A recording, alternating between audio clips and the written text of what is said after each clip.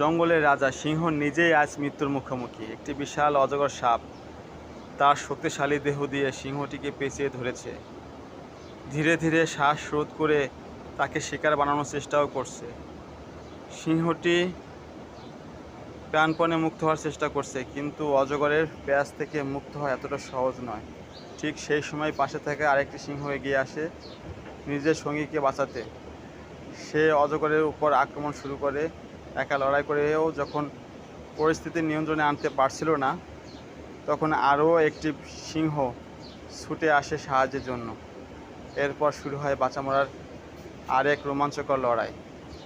একদিকে বিশাল অজগরের শক্তি, অন্যদিকে নিজেদের সঙ্গীকে বাঁচানোর জন্য সিংহের ঐক্যবদ্ধ প্রচেষ্টা।